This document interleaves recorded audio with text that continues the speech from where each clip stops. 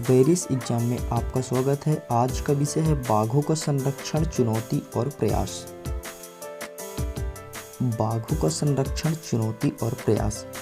आइए जानते हैं भारत में बाघों की स्थिति, बाघ संरक्षण के समक्ष चुनौतियां एवं सरकार के प्रयास तथा कुछ अन्य महत्वपूर्ण तथ्य की बात करेंगे।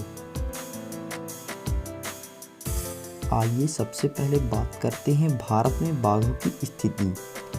देश में प्रत्येक 4 वर्ष में राष्ट्रीय बाघ संरक्षण प्राधिकरण NTCA द्वारा पूरे भारत में बाघों की जनगणना की जाती है। इसका आयोजन सर्वप्रथम वर्ष 2006 में किया गया था।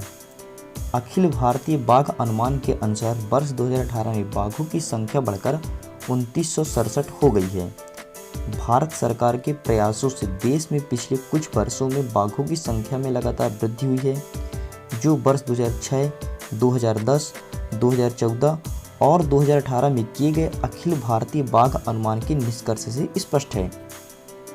एवं भारत में बाघों की संख्या को दोगुना करने का लक्ष्य वर्ष 2022 तक पूरा करना था, जो 4 वर्ष पूर्व अर्थात वर्ष 2018 में ही प्राप्त कर लिया है।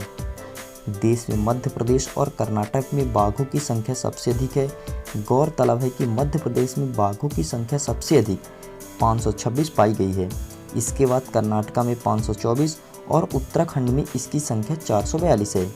देश में बाघों की संख्या 6% वार्षिक वृद्धि दर दर्शाते हैं एवं वर्ष 2012 से 2019 तक देश में प्रतिवर्ष बाघों की औसतन मृत्यु दर लगभग 94 रही है।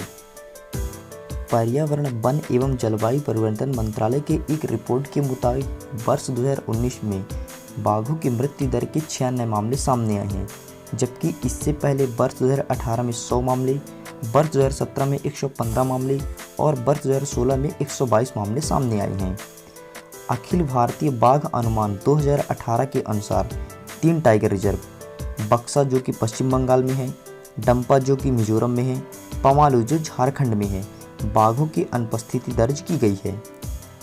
अब बात करते हैं बाघ संरक्षण के समक्ष चुनौतियाँ। बाघ संरक्षण के समक्ष निम्न चुनौतियाँ देखने को मिलती है, जैसे अवैध शिकार, प्राकृतिक वास का नुकसान, मानव वन्यजीव संघर्ष। सबसे पहले बात करते हैं अवैध शिकार के बारे में। बाघों का शिकार मुख्यतः 2 कारणों से किया जाता है। पहला उनके डर के कारण और दूसरा मौद्रिक लाभ कमाने के उद्देश्य से। ऐतिहासिक काल से ही राजा, महाराजा और धनी लोग अपना बाहुबल प्रकट करने के लिए अवैध शिकार करते थे। एक अनुमान के अनुसार वर्ष 1875 से 1925 के मध्य भारत में कुल 80,000 बाघ मारे गए हैं। अब बात करते हैं प्राकृतिक वास का नुकसान। आज के समय में बाघ के लिए मुख्य खतरा उनके प्राकृतिक निवास स्थान का नुकसान है। एक अनुमान के अनुसार विश्व भर के बाघ ने अपने प्राकृतिक निवास स्थान का तकरीबन 93% खो दिया है। इस निवास स्थान को अधिकांश मानव गतिविधि द्वारा नष्ट किया गया है। अब बात करते हैं मानव वन्यजीव संघर्ष। बाघ के प्राकृतिक निवास स्थान और शिकार स्थान छोटे होने के कारण अधिकांश बाघ पशुधन को मारने के लिए मजबूर हैं, और जब वो ऐसा करते हैं तो किसान अक्सर जवाबी कार्रवाई करते हैं और बाघों को मार देते हैं। अब बात करते हैं एक महत्वपूर्ण बिंदु, आखिरकार सरकार द्वारा क्या प्रयास किया जा रहा है।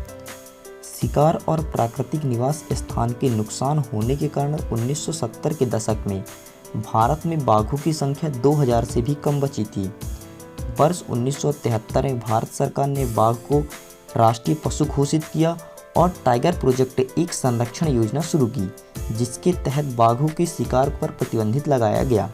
एवं टाइगर प्रोजेक्ट पर्यावरण, वन एवं जलवायु परिवर्तन मंत्रालय की एक प्रायोजित योजना है, जो बाघ संरक्षण के लिए सहायता प्रदान करती है। वर्तमान में टाइगर प्रोजेक्ट के तहत संरक्षित टाइगर रिजर्व की संख्या 50 हो गई है। अब बात करेंगे कुछ अन्य महत्वपूर्ण तथ्य के बारे में। इसमें हम बात करेंगे राष्ट्रीय संरक्षण प्राधिकरण के बारे में। राष्ट्रीय बाघ संरक्षण प्राधिकरण NTCA पर्यावरण, वन एवं जलवायु परिवर्तन मंत्रालय के तहत एक वैधानिक निकाय है। राष्ट्रीय बाघ संरक्षण प्राधिकरण की स्थापना वर्ष 2006 में वन्यजीव संरक्षण अधिनियम 1972 के प्रावधानों में संशोधन करके की गई है। प्राधिकरण की पहली बैठक नवंबर 2006 में हुई थी। यह राष्ट्रीय बाघ संरक्षण प्राधिकरण के प्रयासों का ही परिणाम है कि देश में विलुप्त होते हुए बाघों की संख्या में उल्लेखनीय वृद्धि हुई है।